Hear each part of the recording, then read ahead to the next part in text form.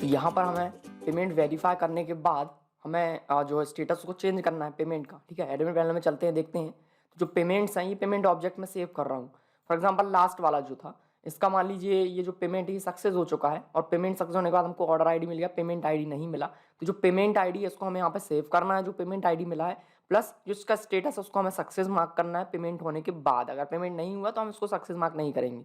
Okay, इसके बाद जो यूज़र कोर्सेज है हमारा, यूज़र कोर्सेज में यहाँ पे भी हमको ऐड करना है, क्योंकि अगर आपने पेमेंट कर दिया तो आपका एक सब्सक्रिप्शन हो गया। अब जब आपने कोर्स सब्सक्रिप्शन ले लिया है तो आपका जो डेटा है, किस यूज़र ने किस कोर्स के साथ आपने सब्सक्रिप्शन लिया, तो उसका जो डेटा हमको यहाँ पे ऐड करना है। और जो भी आप ऐड करोगे तो उसका जो एक ऑब्जेक्ट है उसको हम पेमेंट के साथ भी यहाँ पर लिंक कर देंगे कि ये वाला जो सब्सक्रिप्शन है ये इस पेमेंट से रिलेटेड है ना। यहाँ पे देखोगे यूजर कोर्स हम मैप कर रहे हैं, लेकिन यहाँ पे यूजर फिर से और कोर्स भी है, तो फिर यूजर कोर्स क्यों है?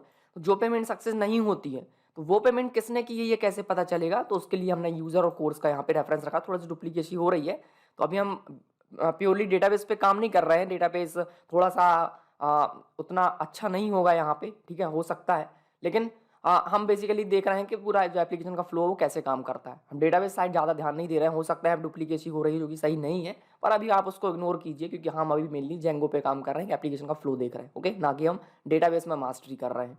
ओके, तो हम इसको यहाँ पे इग्नोर कर सकते हैं। तो अभी हमको क्या करना, पेमेंट सक्सेस हो गई, एक यूजर कोर्स ऑब्जेक्ट बनाएंगे अगर सक्सेस हो गई है तो, और उस यूजर कोर्स को हम यहाँ पे मैप कर देंगे, और उसके बाद इस यूजर कोर्स को यहाँ पे भी हमको सेव करना है।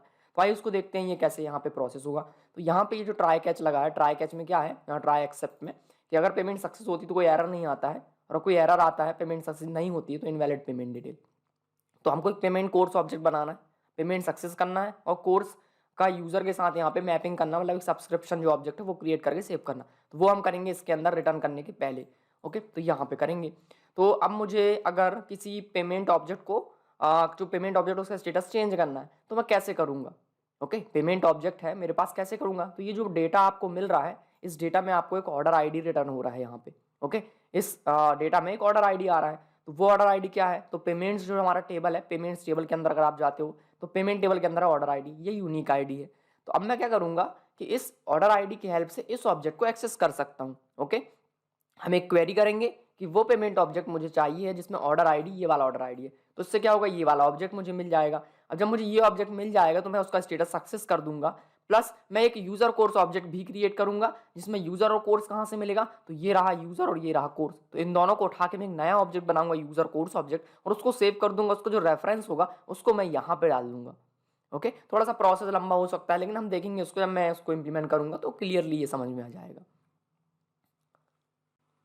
यहाँ पे हाँ, जो हमको डेटा मिल रहा है इसके अंदर ऑर्डर आईडी, उस ऑर्डर आईडी को रीड करना है। तो मुझे कैसे पता चलेगा उसका की क्या है? तो एक बारी मैं क्या कर लेता हूँ, यहाँ पे जो डेटा मुझे मिल रहा है मैं उसको प्रिंट करके देख लेता हूँ।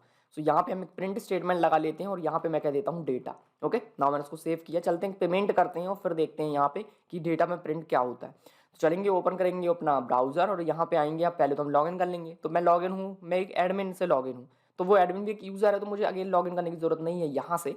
तो मैं पहले से एडमिन में लॉगिन कर चुका हूँ। तो अब मैं जाऊँगा इस कोर्स में इनरोल करना है, तो मैंने कहा इनरोल नाउ पे क्लिक किया, देन कंटिन्यू टू पेमेंट करेंगे। देन पेमेंट इनिशिएट हो रहा है हमारा।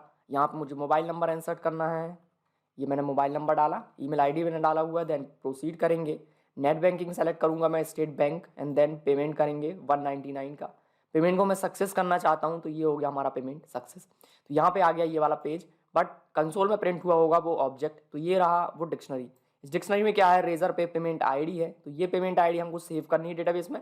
ऑर्डर आईडी है ये यूनिक ऑर्डर आईडी, जिसकी हेल्प से हम वो पेमेंट ऑब्जेक्ट को यहाँ पे एक्सेस करेंगे। ओके, तो इसका जो की क्या है, इसका की है रेजर पे ऑर्डर आईडी। मैं इसको कॉपी कर लेता हूँ। देन वीएस कोड में जाएंगे, यहाँ पर मुझे वो ऑर्डर आईडी एक्सेस करनी है। मैंने उसको यहाँ पे पेस्ट किया, रेजर पे ऑर्डर आईडी। मुझे इस डेटा के अंदर से वो मिलने वाला है, तो डेटा डॉट मैंने यहाँ पर कहा गेट, और इसको मैं पास कर दूंगा यहाँ पे ऑर्डर आईडी। अब मैंने गेट का यूज़ क्यों किया, करली जो स्क्वायर ब्रैकेट उसका यूज़ नहीं किया, क्यों? क्योंकि जब स्क्वायर ब्रैकेट आप यूज़ करते हो और अगर उसमें की से कोई डेटा नहीं है तो यहाँ पे एक्सेप्शन आ जाता है। तो गेट में क्या होगा, नहीं आएगा कोई एक्सेप्शन, ठीक है। बट अगर आप चाहते हैं कि ऐसा एक्सेप्शन आए, एक्सेप्शन थ्रो एरर हो और उसके बाद ये आ जाए इनवैलिड पेमेंट ऑब्जेक्ट, तो वो भी सही है। तो हम यहाँ पे क्या कर लेते हैं, हम यहाँ पे स्क्वायर ब्रैकेट का ही यूज़ कर लेते हैं। इससे क्या होगा कि अगर ऑर्डर आईडी नहीं मिला, इसका मतलब पेमेंट में कोई दिक्कत हुई है, और कुछ दिक्कत हुई है मतलब कि इनवैलिड पेमेंट डिटेल्स। ओके, तो ये वाला सेंटेंस यहाँ पे सही होगा। कब गेट यूज़ करना है, कब स्क्वायर ब्रैकेट यूज़ करना है, ये आपका कंडीशन पे डिपेंड करता है कि आप यहाँ पे क्या जो है टास्क यहाँ पे परफॉर्म कर रहे हो।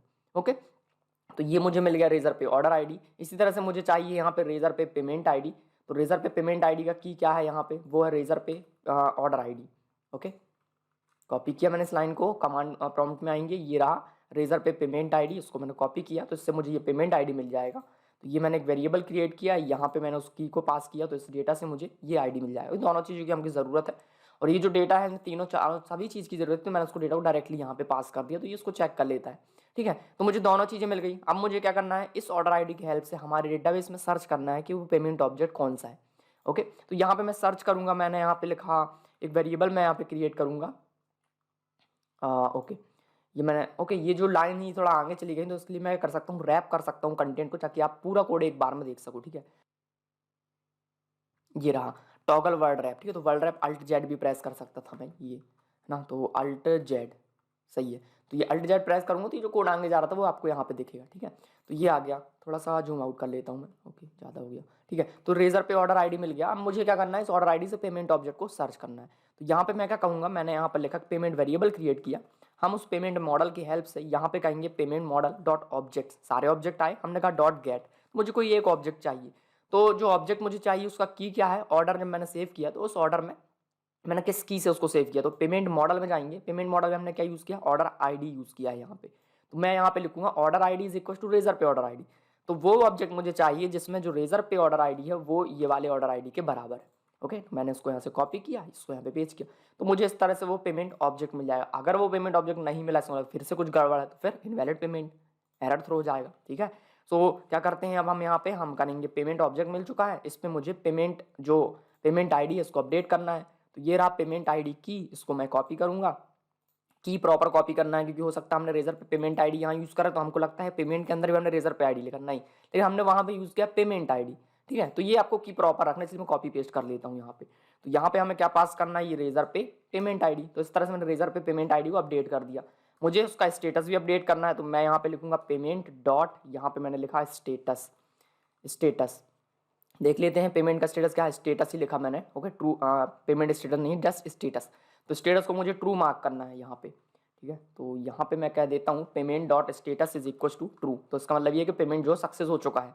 ओके, अगर पेमेंट सक्सेस नहीं हुआ है तो यहाँ से ये थ्रो कर देता है एक्सेप्शन, तो ये इनवैलिड पेमेंट, तो वैसे ये कोड नहीं चलता। तो अगर फेल है तो कुछ करने की जरूरत नहीं है। ठीक है, तो पेमेंट सक्सेस हो चुका है, इसलिए मैंने स्टेटस कर दिया ट्रू। अब क्या करना मुझे यहाँ पे, इस पेमेंट के अंदर जो यूजर और कोर्स जो दो ऑब्जेक्ट है उनको निकाल के मुझे नया ऑब्जेक्ट बनाना है, जो कि होगा हमारा user course object.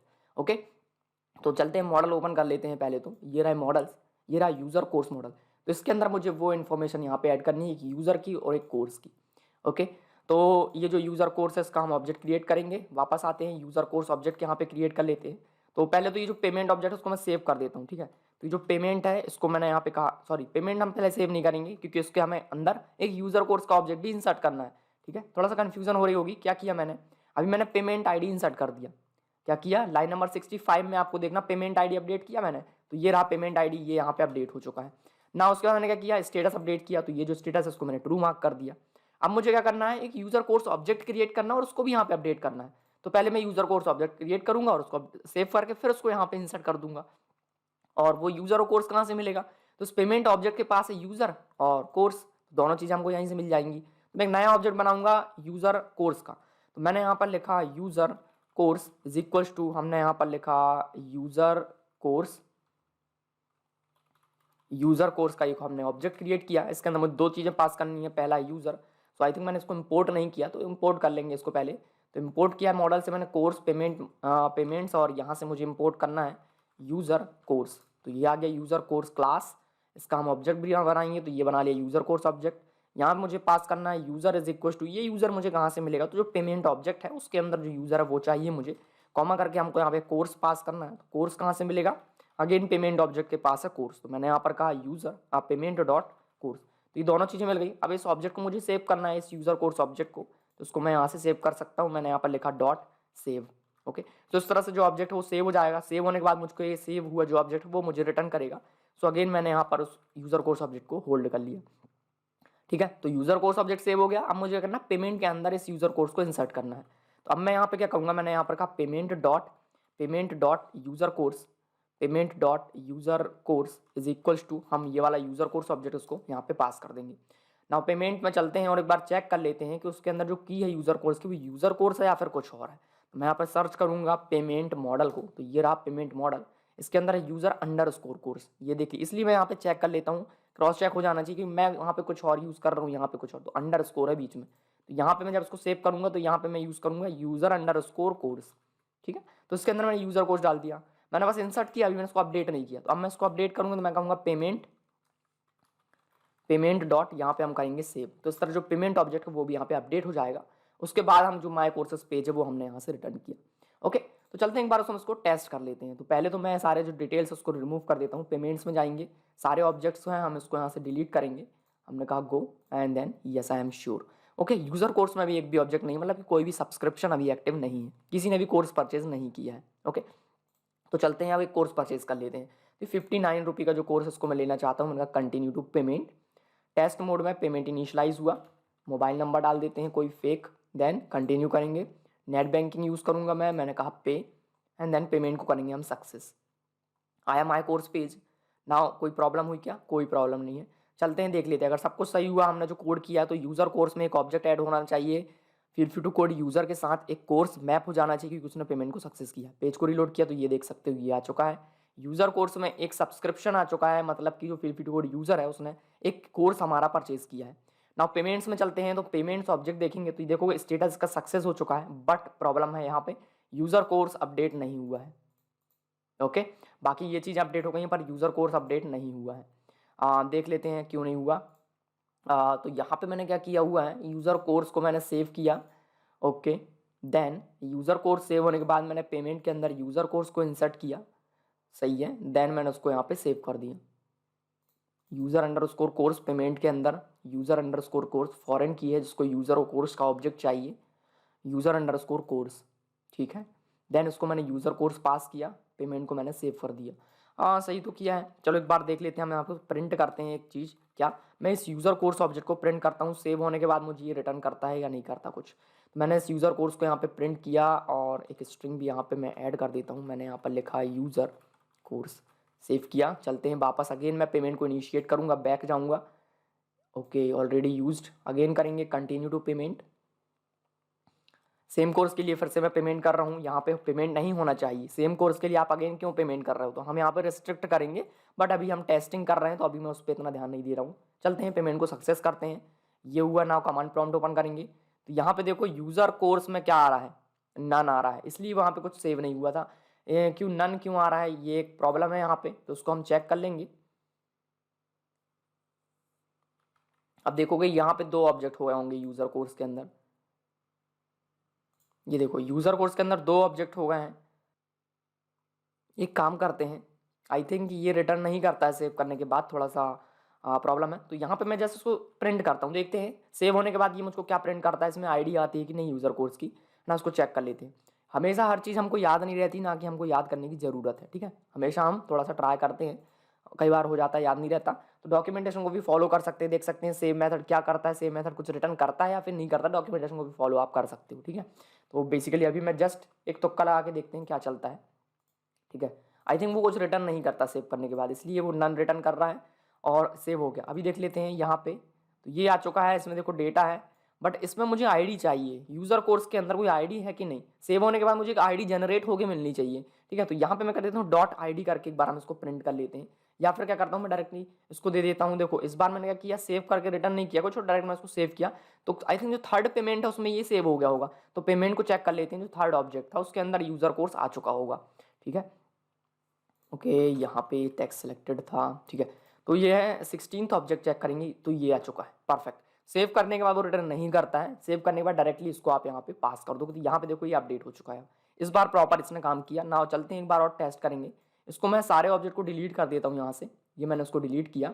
Now user course में चलते हैं, सारे सब्सक्रिप्शन को भी हम यहाँ से डिलीट कर देते हैं, तो ये मैंने इनको डिलीट कर दिया। नाउ अगेन मैं पेमेंट करता हूँ दूसरे ऑब्जेक्ट के लिए, तो इस बार मैं एक्सप्रेस जेएस का कोर्स खरीदना चाहता हूँ। नाउ मैंने कहा payment continue, again phone number डालेंगे, देन कंटिन्यू।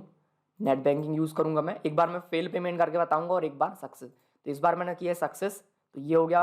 अभी क्या हुआ होगा, कोर्स ऑब्जेक्ट यहाँ पे ऐड हो गया होगा, ये हो गया ऐड। फिल टू कोड ने कोर्स खरीदा कौन सा, एक्सप्रेस जेएस मोंगोडीबी। पेमेंट्स में जाएंगे, पेमेंट चेक करेंगे, जो यूज़र ने पेमेंट किया उसमें यहाँ पे भी अपडेट हो चुका है, ये भी अपडेट हो गया, यहाँ पे देखो ये भी अपडेट हो गया, स्टेटस भी अपडेट हो गया। नाउ चलते हैं अगेन एक और पेमेंट करते हैं जेंगो के लिए, इनरोल करेंगे, कंटिन्यू करेंगे। इस बार मैं स्टेटस फेल करूँगा, ठीक है।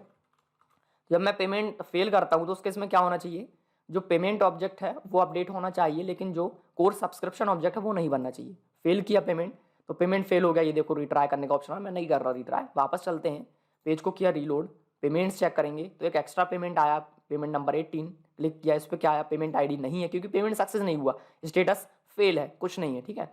और यहाँ पे यूजर कोर्स है नहीं क्योंकि सब्सक्रिप्शन नहीं हुआ। ना यूजर कोर्स में जाएंगे, यहाँ पे देखो एक ही कोर्स सब्सक्रिप्शन में, ओके। तो प्रॉपर सब चीज़ें काम कर रही हैं, कोई प्रॉब्लम नहीं है, ओके। अब देखोगे यहाँ पे एक प्रॉब्लम है, देखेंगे उसको हम नेक्स्ट वीडियो में।